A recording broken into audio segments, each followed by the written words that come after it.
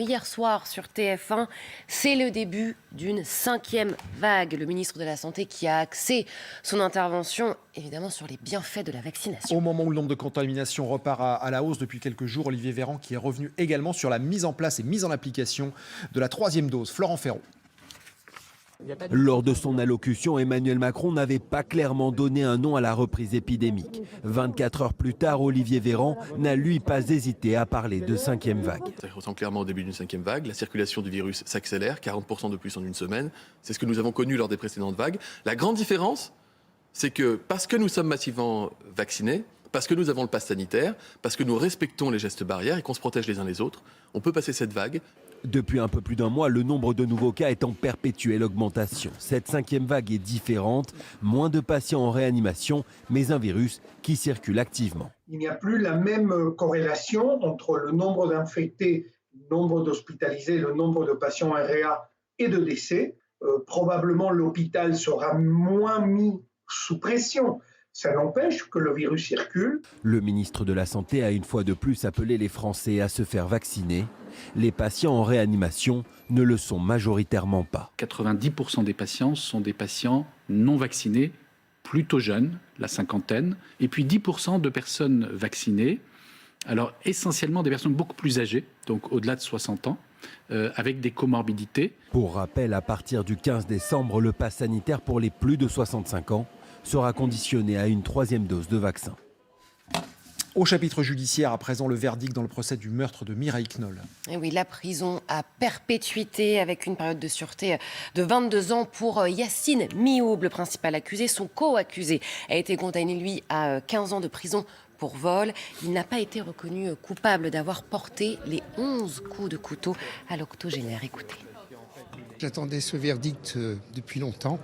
Il est à la hauteur de mes espérances et je vais peut-être pouvoir enfin faire mon deuil. On est heureux aujourd'hui de voir que la justice en France, ce n'est pas rien. Ma mère, quelque part, est un petit peu vengée, un petit peu. Et enfin, on va peut-être nous sentir un peu plus libres. 6h07, un jour de commémoration aujourd'hui, bien évidemment, le 11 novembre, vous le savez, on se souvient de ceux qui sont tombés lors de la Première Guerre mondiale. Et oui, et le programme, comme tout 11 novembre, est chargé. Cérémonie sous l'Arc de Triomphe et inhumation dans l'après-midi d'Hubert Germain, le dernier compagnon de la Libération. Ça se passera sur le Mont Valérien à Suresnes, un ancien fort surplombant Paris, qui fut le principal lieu d'exécution des résistants durant la Deuxième Guerre mondiale. Jérôme Garot, Sébastien Maloisseau. Il domine Paris. Le fort du Mont Valérien. Du ciel, c'est une forêt tranquille entourée d'une épaisse muraille. C'est aussi un morceau de la mémoire nationale. Dans ces bois s'est joué l'un des épisodes tragiques de l'histoire de France. Est-ce que vous savez combien de personnes ont été exécutées ici ? Un peu plus d'1 millier d'hommes exécutés ici entre les mois de mars 1941 et d'août 1944. Aujourd'hui, le directeur adjoint fait la visite. Retracer l'histoire de cette forteresse, bâtie au XIXe siècle pour protéger Paris. Pendant la Seconde Guerre mondiale, elle devient un lieu de terreur, occupé par les soldats allemands. C'est ici, à l'abri des murs, dans la clairière, que sont fusillés otages et résistants. 5 par 5. Cette photo, prise par un sous-officier allemand, est la seule image d'exécution qui nous soit parvenue. 30 000 personnes visitent ce lieu chaque année. Ce jour-là, ce sont des lycéens venus de Haute-Garonne. C'est émouvant parce qu'on sait qu'il y a des personnes qui sont mortes et des milliers de personnes qui sont mortes ici. Et donc forcément, le fait d'être ici, ça fait quelque chose au cœur. Le Mont Valérien fut le principal lieu d'exécution sur le sol français. En 1960, le général de Gaulle en fait le mémorial de la France combattante.